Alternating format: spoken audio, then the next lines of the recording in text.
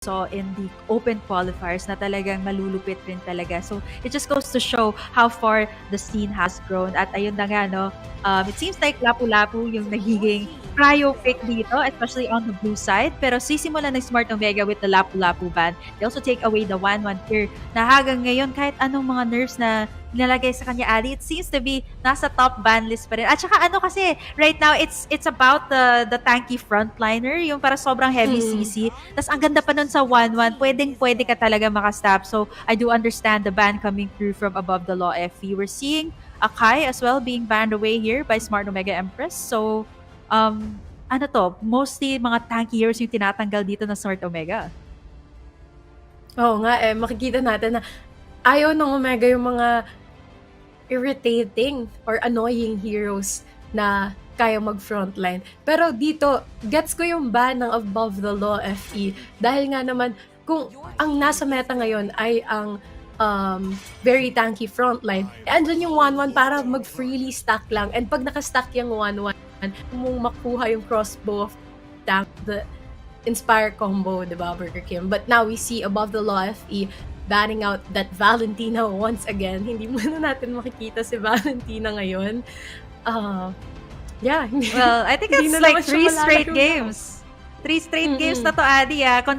Even counting this one. So, it's still the Valentina 100% ban rate na sa ating Sibol National Team selection dito for the women's category. At ito, nagiging repeat ban itong Eva. It seems like it's something that the women teams prefer. I noticed like a lot of heavy artillery mages, yung mga Eve, mga Farsa, ito talaga yung mga tinatanggal. Pero ngayon open yung carry for Smart Omega, and Shinoa is one of these players that really that really shines as well in the gold lane. So sisimulan kaya to ng Smart Omega with the carry, pero they're gonna go for the glue. A very solid side lane, but this means that carry is actually open for Above the Law FE to take. Ang ganda nga ng pick up dito ng Omega with that glue. Maganda yung laning nito, and as well as yung sa team fight, yung nagagawa talaga ng glue.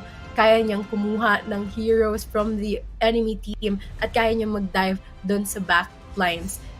We're waiting kung ano yung magiging sagot dito ng Above the Law FE. Sabi mo nga, open pa yung carry pick na talagang priority pick din ngayon. Sa tingin mo ba, Burger Kim, maganda pa yung Leomord but there's the Fredrin coming in from Above the Law FE. Mukhang solid picks to coming in from this team.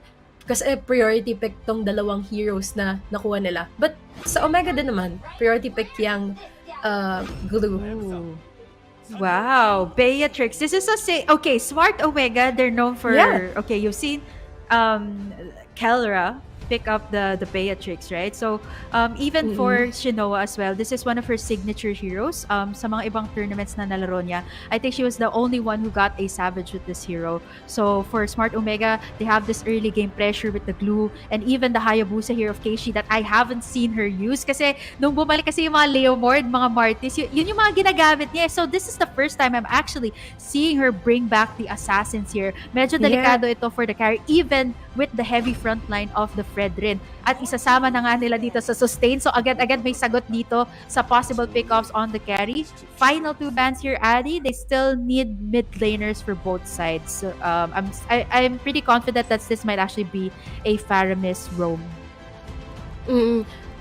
Actually, kanina na-excite ako nung nakita ko yung Hayabusa ni Keishi. Kasi before, nung napapanood ko sila, ito talaga yung madalas niyang ginagamit. So, yun nga, sabi mo, comeback to, itong Hayabusa ni Keishi. And Pindutin Gaming na naman. Alam ko sobrang bilis ng kamay na tong batang to, kaya na-excite talaga ako. Pero for the side of Above the Law FE, really solid pickups din with their picks.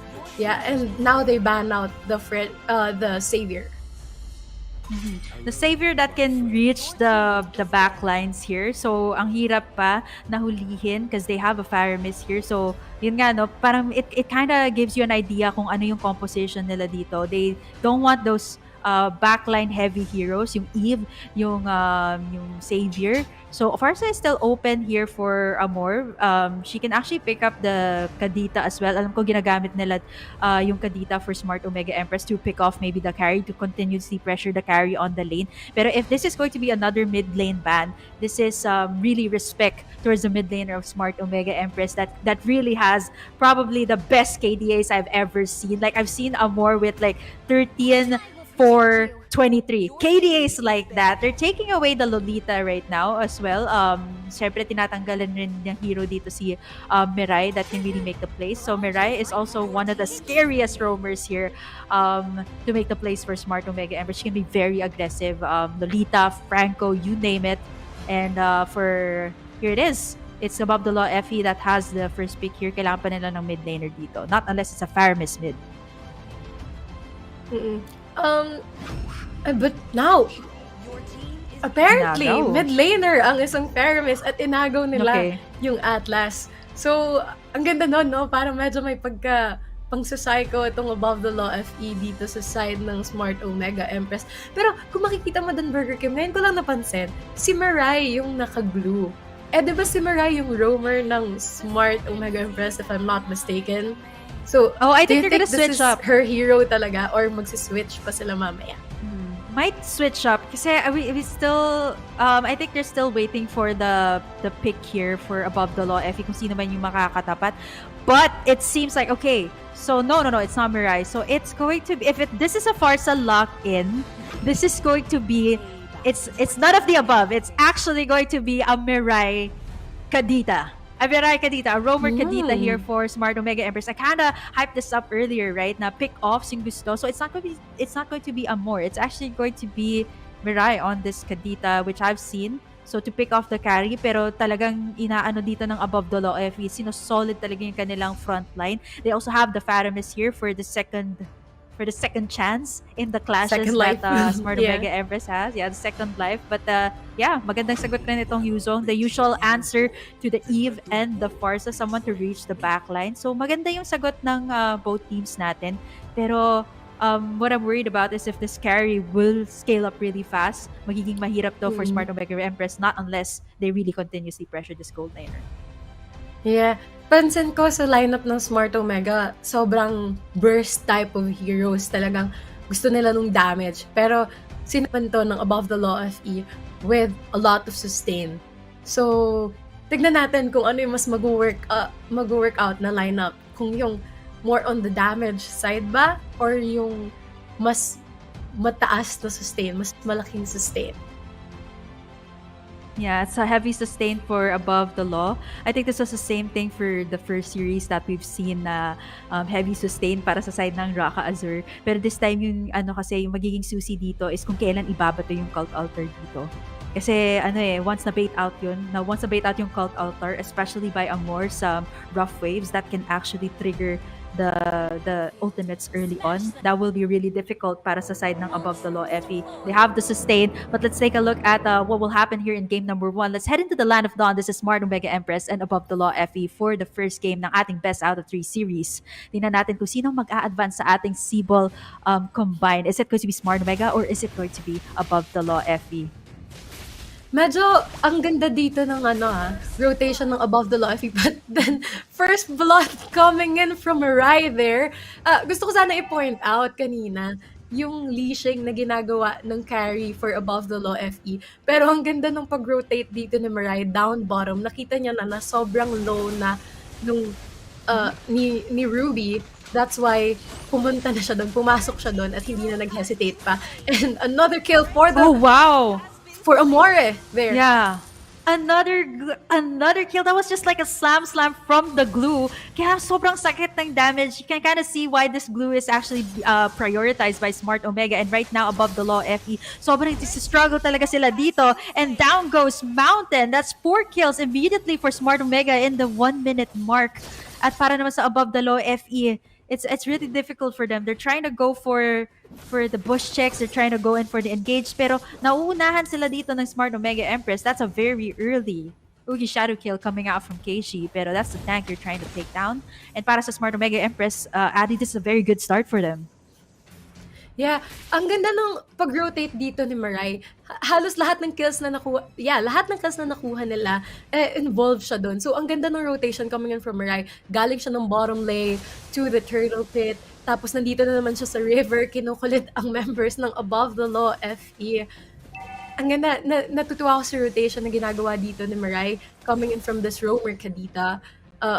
And I think Above the Law FE, they have to be really careful. They have to kailangan maging vigilant sila sa mga ganong plays na ginagawa ng Mirai. Makikita natin dito, Smart Omega, inuumpisahan ng turtle. Pero mukhang hindi naman magpo-contest itong Above the Law FE.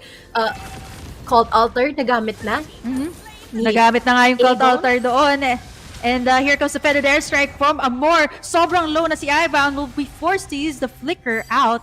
At para sa side ng Smart Omega Empress and Above the Law FE, this is what I was saying, Adi. Kung maaga na pop yung Cult Altar, medyo mahirap talaga pumalag dito. They're baiting it out. And now Ruby again gonna get taken down there on the bottom side. At diretso na sa plating dito yung Smart Omega Empress. At para sa Above the Law FE, this is quite a struggle for them in the early game. You wanna set things up, pero kaka-level 4. Actually, wala pang ang level 4 dito si Jizzy, so she really can't make the plays. You can kind of see the early game na nakuha dito ng Smart Omega Empress. Nararamdaman na natin. Nandito na yung level 5 for the teams. Better dare strike as well here by Amor. And para sa Above the Law FE, what do they need to do here, Adi? I think kailangan nila din na maging vigilant dun sa mga ginagawang plays dito ni Mirai. Sabi ko nga kanina, si Mirai kasi ang ganda ng positioning niya, yung at pati na yung pag-rotate niya, as well as the glue, kayang-kaya niyang mamain yung Yuzhong na katapat niya. And ito na naman si Mirai, tamang Breath of the Ocean. Wala siya matitake down doon. Tamang disengage muna sila ngayon. Ayun lang nga, no? Jizzy Bees, gustuhan sana gumawa ng Fatal Links doon. Pero si Mirai kasi parang nauunahan sa aggression dito si Jizzy B. Like, Mirai is not afraid to go in. And here comes Ali as well, unable to take out the damage. Andito rin yung si Ibound for the possible Cult Altar, and Smart Omega Empress will no longer go in and will not overcommit towards that one kasi nandito na yung ibang members ng Above the Law FE. Pero 13k na agad yung goldie dito ng Smart Omega. Yeah, medyo ano na yung gold lead dito ng Smart Omega. Pero kayang-kaya pa naman to ng Above the Law FE considering na they have the carry. So, but the carry has to be careful like this. Yeah. Na-punish doon si Mirai, wanted to go for Ali. And right now, Above the Law FE, they can go for this. Here comes the Fatal Links from Jizzy B. But the feathered airstrike from the backside, yun yung kailangan nilang hulihin. Keishi yung nahuli dito, but it's going to be a double kill for the gold laner of Smart Omega. Still, maganda yung naging sagot doon ng Above the Law FE. But Genoa here standing at a 2-0-1, and even Ibound right now gonna get taken down there by Amor and not Ayanami. This is Smart Omega Empress showing their dominance here in the early game. Sa tingin mo ba, parang nagiging mahirap dito for Jizzy B kasi nauuna. Actually, kahit sineset nga dito ni Mirai si Jizzy B, okay lang eh. Kahit sa kanya yung ultimate dito para lang ma-take down siya even before she can set things up. But look at Not Ayanami. Solo killing Ruby there on the top side. Kanina, ang ganda nung nagawa ng Above the Law FE. Ang ganda nung pag-dash dito ni Ali. Pero kasi, yung pag-back up ng Smart Omega, ang bilis ng response nila dito sa mga ginagawa ng Above the Law. Ano naman nakakakuha sila ng major objectives like the bottom lane turret there. And si Not Ayanamo dito, ang ganda din ng pag-rotate niya eh. Talagang kinakaya niya itong heroes ng Above the Law FE. Kayang-kaya niyang harapin. So, medyo sila, yung kanilang match-up dun sa XP lane, talagang nabibigyan niya yung Yuzhong. Kaya, hindi rin masyadong makapwesto itong Yuzhong and she's standing 0-3-0 here. Yeah, But speaking here, of the mukhang Yuzhong, they want to go in. The Ruby Yuzhong wants to go catching in. more off guard. Oh no, and that's what you were saying. Ito na yung Fatal Links. May counter punish dito yung Above the Law FE. It's going to be Not Ayanami. Makakapop na split dito at makakatakas rin sa mga kamay ng Above the Law FE. So that was actually kakasabi mo pa lang, no, na kailangan mahuli si Amor, and that was a very good ultimate coming out from Ruby. Pero na ngayon, si Jizzy B, mape-pressure ulit dito sa top side. Pero tamang pagka-poke lang dito from Shinoa. They wanna defend this tower, but I'm not so sure if that's a good call. Mabibigay na ulit to sa Smart Omega, and that is, again, another objective going to the side of the Empresses. Grabe ang Smart Omega Empress dito. Hindi na nila binibigyan ng chance na makabawi itong Above the Law FE. Although yung Above the Law FE, tinatry naman nilang i-force na magkaroon sila ng kahit papano may mga makuha silang trade doon.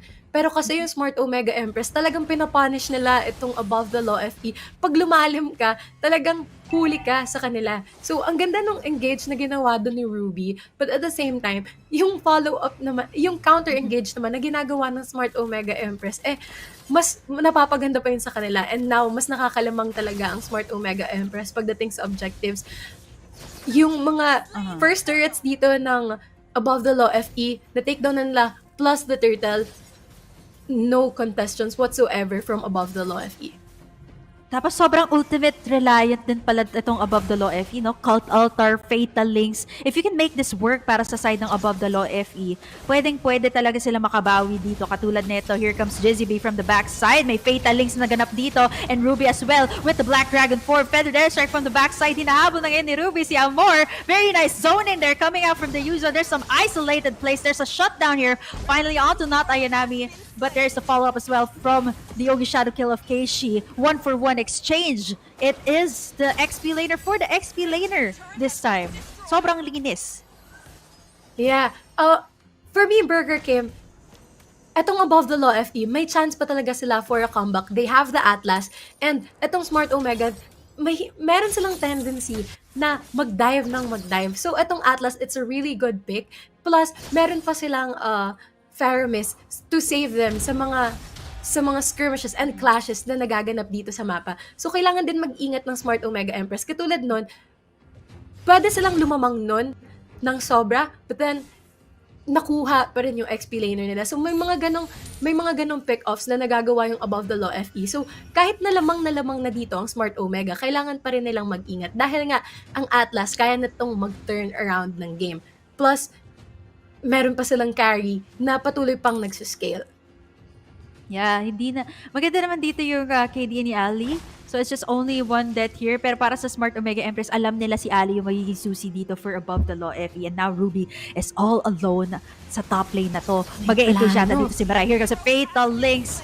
Wala yata mahuli doon. Feathered Airstrike rather. They're gonna go straight for the tower here. And it's a solo kill. Or rather 4v1 situation there on the top side for Smart Omega Empress. Andito na rin yung unang lord ng ating laro na to. Nagsiset up na rin dito ng bush play. Yung members ng Above the Law FE. Masaspotan sila ni Mirai dito with the bush check. Here comes Jizzy B as well. Waiting for the proper time for the Fatal Links. It's going to be Mirai. The first one targeted there. Mapapaatras ngayon yung Above the Law FE. But this is good. They got a pick off before the lord. So 4v5 numbers advantage towards the side of Above the Law FE. Yeah, eto na nga yung sinasabi ko, Burger Kim, kanina pa, na makakabawi itong Above the Law FE. Kaya kailangan din mag-ingat ng Smart Omega sa mga binibitawan nila. Ngayon, si Keishi going in, but he would just be disengaging.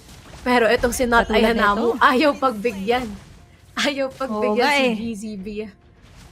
Hindi talaga siya pinagbigyan, no? Kasi kinapitan talaga siya doon with the split. And it's just to buy some time for Smart Omega to go straight in for that Lord. 13 kills na ngayon yung Smart Omega. And as for Above the Law FE, their winning condition here is going to be Ali. She does get the space here para maka-free hit siya dito sa mga members ng Smart Omega Empress. And Mirai knows that very well. Kung mapapansin mo dito, since very ultimate reliant yung Above the Law FE, yung hinuhuli kasi dito ni Mirai si GZB or si Ibound, as long as those two heroes are gone, mas magiging madali yung mga clashes na gusto gawin dito ng Smart Omega Empress. Here comes the first Lord Addy. For Above the Law FE, you did mention it, no? As long as Ali gets protected here, but this is really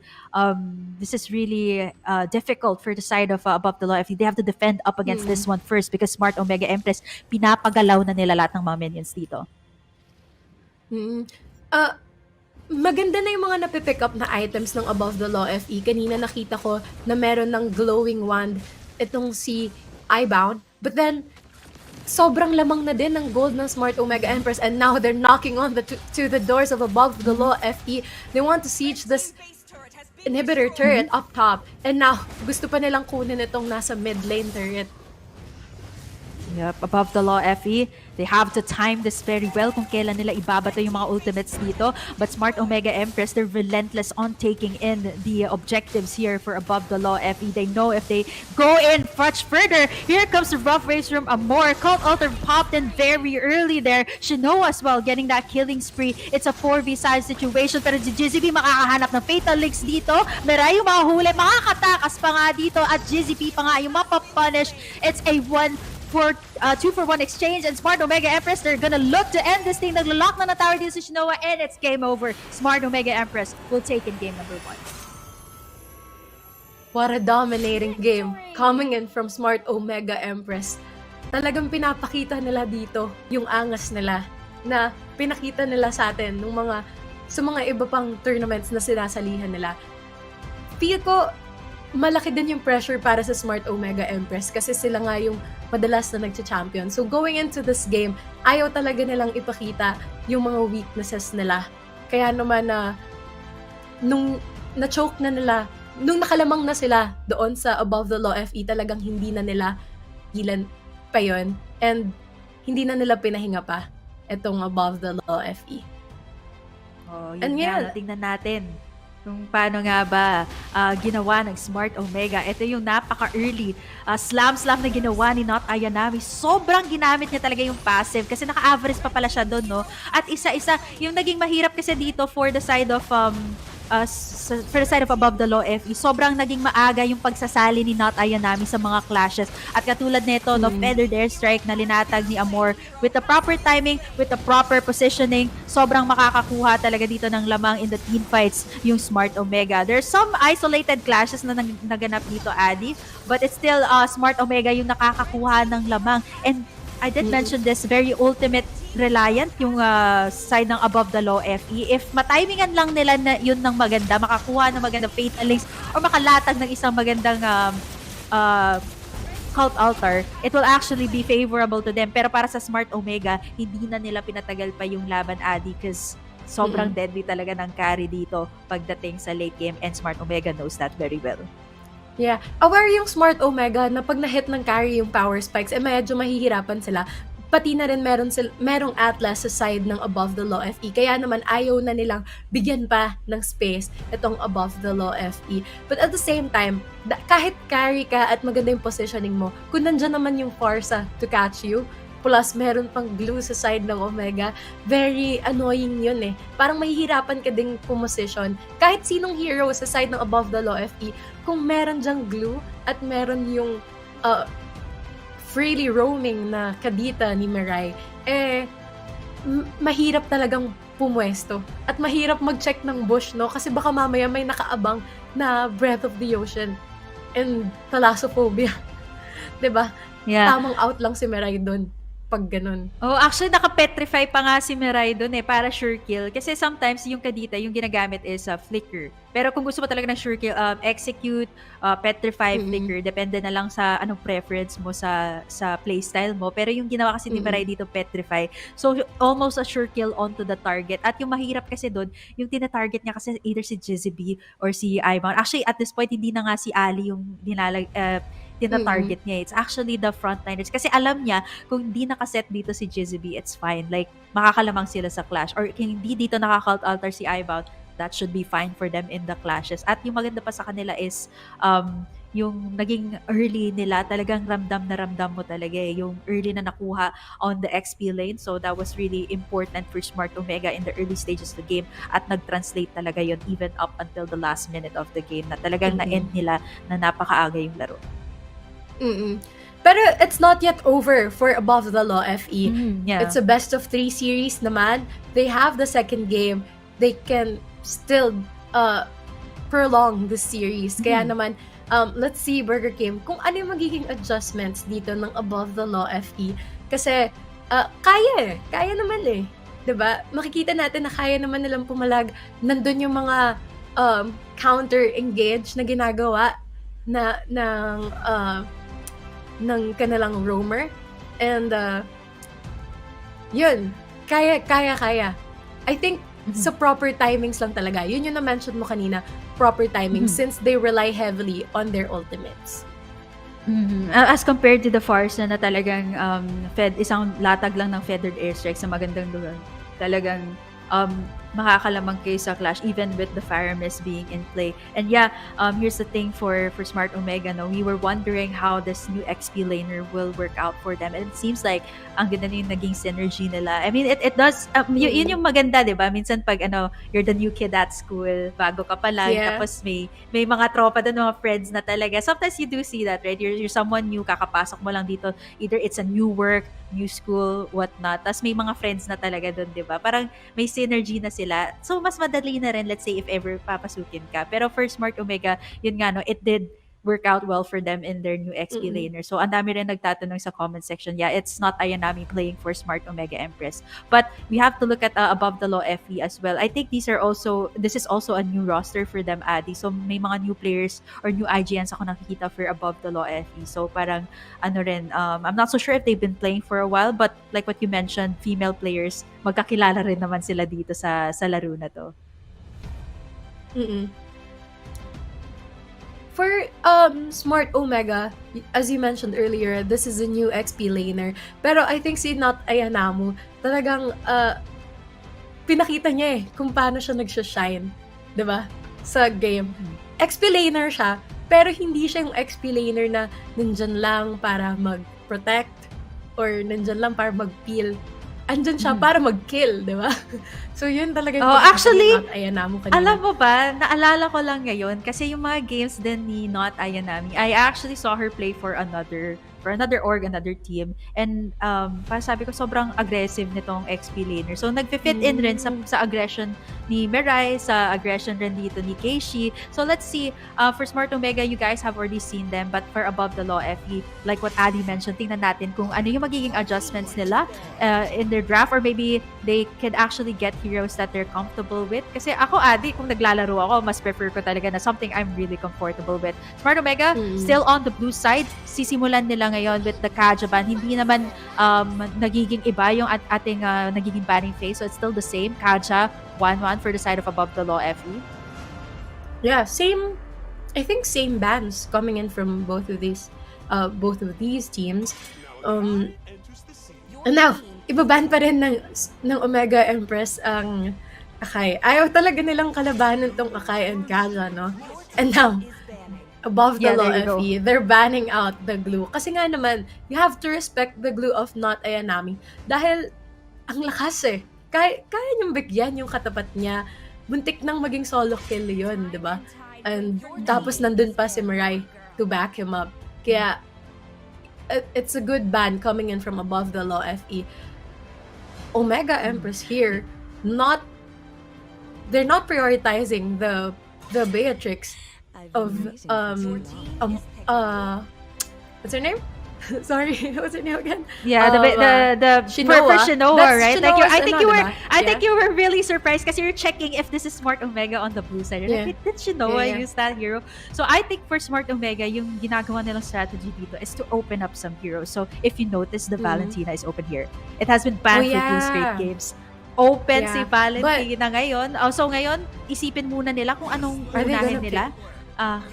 They're actually gonna let it go. So this is a very solid side laner still. Actually quite reminiscent of the XP laner of Smart Omega. This is one of the heroes I really remembered her using. At sobrang lupit niya. Shoutout nga pala kay Phoebe. She's actually watching the game of Smart Omega here right now. So yeah, a lot of people have been noticing that you're so hopefully, I hope you're doing well and hope to see more of you in the future. But now, let's go back into the game. It's a Lapu-Lapu first pick. So parang ito rin yung nagiging pattern, Adi, even for the first series. Yeah, and also Above the Law FE here, they did the same thing as Omega. They banned out the gold laner that they picked out earlier. So they're banning out the carry here. Tapos yung Omega, diba, they banned out. But they're still going to get that Fredrin. They're still picking that up. Plus the Eve. Maganda tong Eve na to sa clashes dahil nga sa kanyang ultimate na binibigay ang real world manipulation plus the slows coming in from her shards, diba? From her crystals, rather. And how Keishi here will still pick up that Hayabusa. Yeah, it did work out well for them. So, Mm. ito medyo Smart Omega Empress's lineup is dive. They need and for above the law FE, they're setting up this front to back line composition. So Mm. someone who's heavily fronting for their side. And they also have a very nice damage dealer from the back. Ngayon, pick-offs yung gusto ng Smart Omega Empress. You've seen how, again, I'm not so sure if this is a Mirai hero or is it a Namor hero. That's how flexible Omega Empress is. But this time, Mm. above the law FE, kind of shaking things up, hovering over the Melissa actually, na possible gold lane dito. So, kasi mostly we're seeing a lot of the Beatrix carry in the gold lane matchup. So we haven't seen so much of the other marksmen. And I think Melissa is one of the marksmen that is actually good, especially if you're going up against the Hayabusa. Di ba meron siyang parang shield? Yeah, I yung call shield, it like a yeah. bubble. If you guys Yeah. watch Incredibles, it's the same thing as Violet. Like she has this force field around her when she pops her ultimate. So I think it's a good thing for the Melissa to actually protect herself from the dives that Smart Omega wants to do. So maganda tong Melissa, Yeah. something I haven't seen for a while too. Yeah, actually, itong Melissa ang favorite gold lane hero ko. Uy. Kasi nagkaroon ako ng masterclass with Coach Paolo Expert. Shoutout sa'yo. And sabi niya, itong Melissa talaga, ang pagdating sa laning phase, walang makakalamang sa kanya. Although pagdating sa clashes, syempre meron na. Pero pagdating talaga sa laning phase, ang Melissa talaga ang laging makakalamang. Dahil nga dun sa doll niya na tinatapon niya. That's why this is my favorite gold lane hero. But now we see Omega Empress here banning the Diggy. Ayaw nila ng Time's Journey dahil nga naman maraming crowd control hero itong si Amore na nasa kanyang kadita plus si Mirai sa kanyang bravest fighter. So ayaw nila nung mag-disengage. Kung gusto kasi ng Omega, laban kung laban. So ayaw nila bigyan ng chance mag-disengage itong above the law FE here. Oo. Nililimit nila. And above the law FE, banning out that Farsa and the Valentina. Ang weird makita yung Valentina, no, na binaban out sa last phase. Sa last stage, no? Banning, Usually sa first stage yan, no? Actually, ayan, isa pa sa mga heroes ni GZB na naalala ko rin, Kufra, that can set up the plays here. So, hindi pa rin natin alam. I think they might actually set up an Atlas here for Mirai. So, tinanggal nila yung Digi dito. Parang ano na yun medyo foreshadowing. They wanna have a lot of crowd control. And it's good that they took this out. So, possible nga na Amor is actually on the Kadita this time at si Mirai naman yung magkukuha ng isa pang additional crowd control for the side of Smart Omega. Pero ngayon, pag-usapan natin kung anong pwedeng kunin dito ng above the law. If they have a jungler, ano kaya magiging roamer na maganda dito? Kasi medyo mobile or medyo malikot rin itong lineup dito ng Smart Omega. Mabilis makatakas.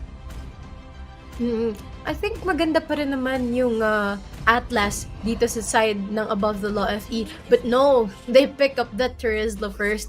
Ang kanilang munang XP laner daw ang kanilang ipaprioritize. Pero sa side ng Omega, are we sure na si Amore na ang gagamit Hindi pa. nitong That's the Kadita? thing. Kasi, yeah, diba? Meron pang Yeah. chance na si Mirai ang gagamit nito. Yeah, I think they're debating right now if they're gonna possibly pick up something else. They're gonna pick up some range. Uy, they're hovering over something new, which I haven't seen for a while. Pero I think this is not going to be the final pick. They're still thinking about what they're gonna lock in. The Atlas is still open here. Pero I think they're also considering the fact na sobrang heavy ng frontline dito ng above the law FE. There you go. I think this is going to be it. Signature Mirai hero. At ito talaga yung playstyle niya. Either for pick-offs, either a lot of crowd control. At ayun na nga, kaya tinanggal yung Diggy Addies. They wanted to go for this one. So, again, Smart Omega Empress, this lineup is looking really scary. At mabibigyan ng spasyo dito si Shinoa in the early stages. So, if this is a Kadita and an Atlas, this is someone that these are two heroes that want to rotate as fast as possible, mag-pick offs as fast as possible, at isama pa yung Hayabusa dito ni Keishi. At it's a SS locked in here by above the law FE. Any thoughts on this? Actually, Burger Kim, gusto kong i-point out yung Atlas pick nitong Smart Omega Empress. Kasi playing as a Melissa, I know the feeling pagka nandyan na yung Atlas. Kasi kahit may shield ka, hindi pa rin tatalab yun dun sa Atlas eh. Manghuhuli at manghuhuli ka pa rin. So medyo magiging mahirap yung buhay dito ngayon ni Ali. Kaya naman and ang katapat niya pa ay isang very high physical damage na Earthel. So, medyo magiging mahirap yung buhay niya. But good thing na nandyan yung Estes to heal her. But the Estes though, I'm quite worried about it. Yeah, heavy, good sustain for the Fredrin and even the Terizla kasi sobrang tanky na tong heroes and these are the heroes that do the dive. Pero yung mahirap kasi dito is kung kung na-timingan sila dito ni Mirai ng Fatal Links, that will be really devastating. Not unless hindi nahuli doon yung damage dealers ng Above the Law FE. Let's head over to the Land of Dawn. This is the match point for Smart Omega Empress. Pasok na tayo ngayon. It's game number 2 and Smart Omega Empress, they still need one more win. Diretso na sila sa Sibol Combine. And as for Above the Law FE, Ari, if they do manage to force out the game number 3, magma-match point pa tayo, or magpupunta tayo sa first ever game 3 natin dito sa Sibol National Team Selection for the women's category. Ang ganda ng rotation na ginagawa dito ng Above the Law FE. Talagang pinapressure nila itong mid lane. Pero sa side naman ng Smart Omega Empress, ang ginagawa nila dito is binababy nila yung gold laner. So, kasi nga sabi ko sa'yo kanina, di ba, Burger Kim, lumalamang talaga itong Melissa, lalo na pag sa laning phase pa lang. So, nandito si Mirai to help Shinoa na hindi makuha nitong si Ali ang advantage sa laning phase. Pero nandito na rin si GCB para bigyan ng support itong si Ali here up top. And ang ganda they're na just ng ginagawa poking so hard, no? I think nagkakaroon na ng adjustment sa rotation itong Above the Law FE. Tinatry na nilang sabayan, tinatry na nilang i-mirror din yung ginagawang bilis na pag-rotate ng Smart Omega Empress. And it looks like nandito na si Mountain sa may top side. But then it's Shinoa with the first blood. Yeah, actually, I think that was really, really slow, Adi. Like, we didn't know if they were gonna go for the full commit. Pero meron palang Ugi Shadow Kill doon si Keishi at naka-high and dry pala siya. So, it was easy to pick off Ibound at that point. So, again, Smart Omega drawing in the first blood. And speaking of first, here is the first turtle. Kanina, halos lahat ng turtles nakuha ng Smart Omega Empress. And this time, we're seeing Above the Law FE actually having a very good control here. Sinisimula na yung Mountain yung turtle dito. Keishi can actually go in. Marireset din yung turtle and not Ayanami. Actually going in for the bravest fighter. GZB, the first one to fall. Here comes a fatal links from Mirai from the backside. But still, the real world manipulation still ongoing. Mapapop in dito yung Appraiser strat. Everyone uses a flicker, but it's still not over! Papasok si Mirai!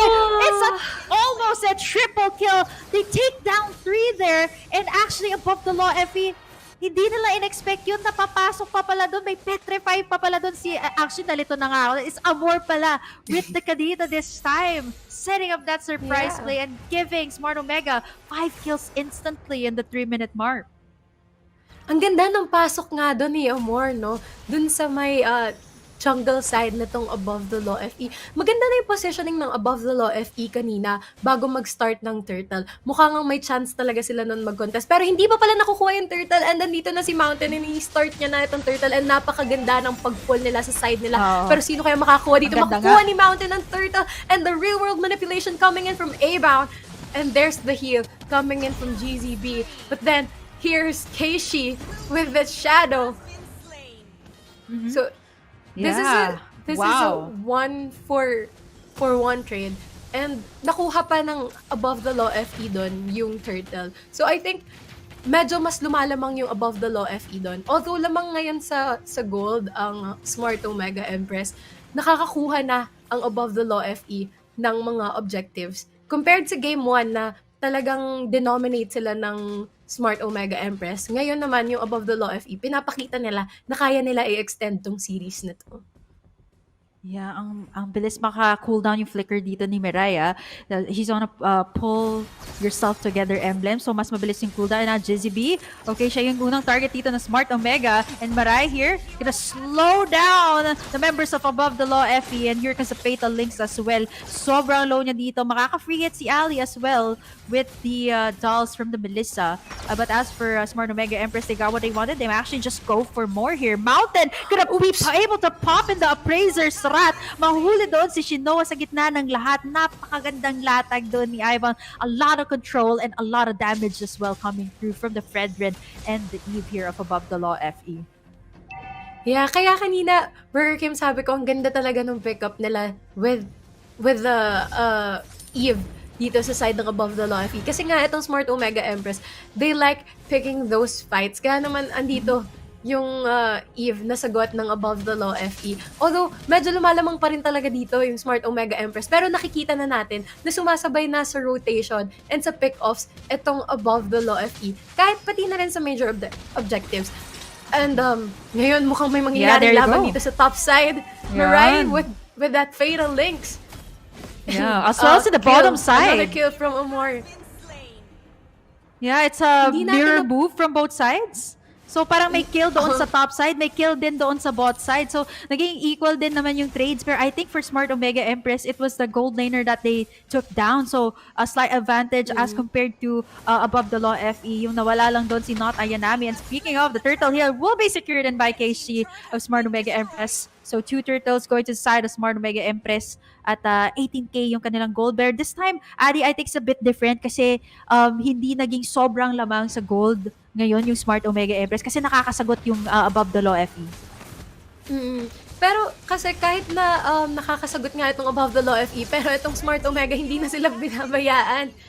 Ayaw na ng Smart Omega ng mga ganong pag-catch up from Above the Law FE. Kaya naman ngayon, gusto na talaga nilang mag-go. Ayaw na nilang pahingahin and they will take down Ruby, down bottom. By 4 na yung pag-rotate ngayon ng Smart Omega. And makikita mo talaga pag may plano sila kasi lagi silang nag-aabang dun sa bush. And ina-expect na nila kung saan mag-rotate. But Keishi here with that solo kill. Grabe naman dun si Keishi. Nakalatag na yung ramdam manipulation, no? Ramdam na nga. And let's take a look at the items here. May Hunter Strike na kasi dito si Keishi. And para naman kay A-Bound is wala siyang ganong defense. Kaya naman napakasakit ni Keishi doon sa laban na yun kanina. Grabe alam si mo, Keishi. kita rin yung yun din eh. Ito rin, no? Makikita mo yung aggression dito ni Not Ayanami. She chose to go for the flicker instead of the vengeance. But here comes the setup once again from Smart Omega. Fatal Links comes through.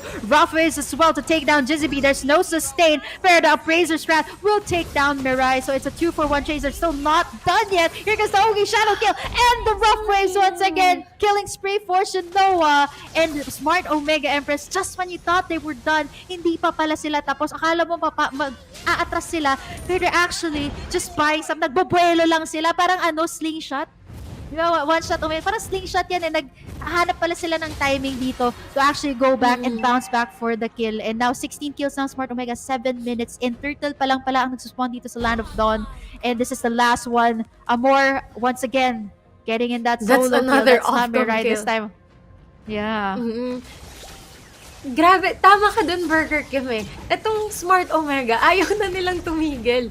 Go na sila ng go dito. Hindi sila natatakot sa heals na dinadala, di ba?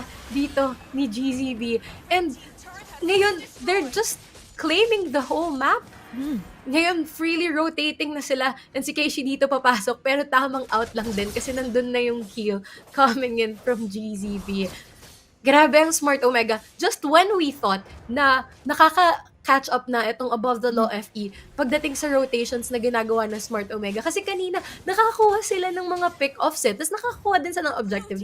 Sa kanila napunta yung first turtle. But then, Smart Omega, nung nakuha na nila yung groove nila, na nagsama-sama na sila and sabi nila, hindi na natin papahingahin to. Talaga magda-dive na tayo. Kaya naman nung ginawa na nila yon, hindi na makapwesto itong Above the Law FE dito. Kasi kahit maganda naman yung pwestuhan, kahit under the turret nga ang Above the Law FE, dive pa rin talaga ng dive itong Smart Omega. Yun nga, yung nakakatakot pa dito and for Smart Omega is naka-petrify din dito si Amor. So, dami ng slows dito from the frigid body of the Atlas. Tapos ipe-petrify ka pa dito ng Atlas. So, wala talagang magiging takas if ever nakahuli dito si Mira. Even with the heals from Jizzy, it's not going to be enough. And actually, mas favorable pa nga actually for Smart Omega na naka-Estes dito yung above the law since they're going to be grouped up together. So that's what Smart Omega wants. And now, there's a concealed play here from Amor. She's actually gonna go in, pero mapapunish yata siya dito with the real world manipulation. Gonna get baited there. And now, they want the inhibitors here for Smart Omega. They're gonna go here for the setup once again by Mirai. Fatal Links comes through, and Ruby try to go in for the Shinoa from the back lines, but here comes the Wind of Nature as well. Gonna be able to soak up all the damage, tanking it all up, and now Shinoa is the one who's able to free hit everyone. Speaking of, andito na yung mga Malefic Roar, andito na yung mga physical penetration items. Smart Omega, they wanna end this as early as possible. Sobrang low na doon si Ivan, but they're not gonna go for the overcommitment. Smart Omega still winning the trades here. 37k na ang kanilang goal dito ngayon, Adi, in the 10-minute mark. Grabe. Makikita natin dun yung disiplina ng Smart Omega. Although, medyo lumalim sila dun sa bottom side, no? Nakuha dun si Amor. But then, ngayon nakita natin, bigla sila nag-disengage. Nakita nilang wala na silang minions dun. Ayaw na nilang bigyan. Pero ngayon, mukhang gusto pa nilang pumasok. Talaga, Keishi! Another one from Keishi. Nakalatag dun yung real world. May extra shield yun. Pero kayang-kaya na ni Keishi ngayon. Sobrang lamang na din kasi ng Smart Omega pagdating sa gold. Kaya naman yung items nila dito, mas nakakalamang talaga sila. Ay, mukhang gusto na nilang kunin itong Katulad nito. turret dito Ayun sa na top yung Fatal lane. Links. Oh no! It's going to be the Fatal Links coming through here. Dalawang mawawala doon. At ngayon, Smart Omega Empress, they still do have Jizzy and Ali for the wave clear. But Smart Omega Empress, they're complete here. They want to take in the base. At ide-diretso na nga nila dito. Shinoa going in, locking in the tower. Habang iba nagzo-zone. And I think this is over. Smart Omega Empress will take this with a clean sweep. Smart Omega proving that they're the better team today. Grabe yung pinakita ng Smart Omega doon, no? Yung pag-control nila sa mapa and kung paano sila mag-rotate, sobrang bilis. Although, nakakalamang-lamang na rin yung, nakakasabay na yung above the law FE. Pero kasi, yung Smart Omega, talagang pinupush nila na sila yung magdidictate ng game. Hindi sila magfo-follow dun sa tempo na binibigay ng above the law FE. Kaya naman, nung nakuha na nila, nung sila na yung nagdidictate ng laro, hindi na nila tinigil pa. Talagang, tinry na nilang isuffocate itong above the law FE sa kanilang base. And hindi na tayo umabot doon sa power spike din ng Melissa na talagang siya yung mag-free hit lang. Dahil nga, nandito din si, sabi ko nga, diba, mahihirapan yung buhay dito ni Ali dahil may isang Atlas dito. At meron ding isang Kadita na pasok lang ng pasok at naka-petrify pa. So, hindi ka lang dun sa swimming pool matatakot. Matatakot ka din na pag pumasok siya, may another petrify pa siyang dala. Kaya naman ang hirap din para talaga sa side ng above the law FE. Yeah. And yeah, Ito yung ating mga highlights for this game. Yeah. Ang ganda, no? Actually, nasusustain naman dito, Adi, ng side ng above the law FE. Pero yung mahirap kasi dito is si Amor and si Mirai. Akala nga natin, 'di ba? It's going to be it's going to be a Mirai Kadita, but apparently not. It's going to be a very aggressive roam na makikita natin. At yun yung ginawa ng Smart Omega. They know if they let us reach the late game, it's going to be very difficult for them kasi in terms of the AOE, mas lamang talaga dito sa draft yung above the law FE. They have more toolkits under their belt. Kaya naman Smart Omega Empress, if they can go for the dives, if they can go for the super aggressive engages, gagawin talaga nila. Ito yung mga final moments na parang hindi talaga nila nakalimutan kunin yung mga objectives here. And with Mirai and Amor there, setting up the place for Smart Omega Empress, parang for Smart Omega Empress, Shinoa, and even Keishi, parang alam nila kung kailan din sila papasok kasi may vision na sila from Mirai and Amor. So, it's really scary. Kasi kala natin Mirai Kadita kasi that's what she used for game number 1. So, sabi ko, parang hindi yata eh. Kaya pala nila binan out yung DD sa drafting phase. At saka, gusto ko na point out, diba? Kanina pa natin napapansin si Mirai, si Amor, kasi nga, ang ganda ng mga pagpasok nila. Pero, medyo hindi din natin masyadong napapansin si Keishi. Ang ganda din ng mga pasok ni Keishi. Yung mga ultimate ni Keishi doon, sobrang saktong-sakto. At talagang ang hinuhuli niya, dahil nga ang nagpapahirap sa buhay nila is yung Eve. Talagang yun yung hinuhuli ni Keishi. Kaya, ang ganda ng timing dito ng Smart Omega. At ngayon, makikita natin ng Smart Omega Empress, sila ang makakapunta sa next phase national team selection for the women's MLBB division, Smart Omega Empress, sasama na sila sa Roca Azur sa Combine nitong Sibol 2023 national team selection. Right. Dalawa na yung teams na makikita natin. No? So that's Roca Azur and that's Smart Omega Empress. So we'll find out kung sino ang ating dalawang last two teams that will head over to the Combine for the next. Yeah, we've already seen the first two series. It's a clean sweep. But let's take a look at the tournament bracket. So Roca Azur, Smart Omega Empress, and we'll be seeing the games of Zol Eastpeak and GE Sports FV. Tingnan natin kung sino mag-a-advance sa Combine na makakasama yung Roca and yung Smart Omega. So we also have WPE Vixens as well as Maharlika G Unit, the very last series that we'll be seeing for today. But that's it for our game of Smart Omega and Above the Law FE. It's only one team that will advance and it will be Smart Omega Empress. And props pa rin, sir, Above the Law FE for reaching this point. Nakaabot kayo sa top 8 and it's a huge deal na. But unfortunately, we'll say bye to you for now, and ang Smart Omega Empress ang makaka-advance sa ating next phase ng ating national team selection for Sibol 2023 Women's MLBB Division. Yeah, we've seen so much, actually quite fast games from Smart Omega, even for the first series of the day. So, yeah, it's a 2-0 for everyone who just tuned into the live stream. So, 2-0 yung ating first two series. But we'll be back for more action dito sa ating Sibol National Team selection for the women's division. So, this is the very first time we're doing this and we're very happy to be here. So, we'll be right back after this short break, guys. Don't you go away. We still have two more series for you guys. So, this is Burger Kim and Addie. Don't go away. This is the Sibol National Team selection for Women LLBB. See you guys.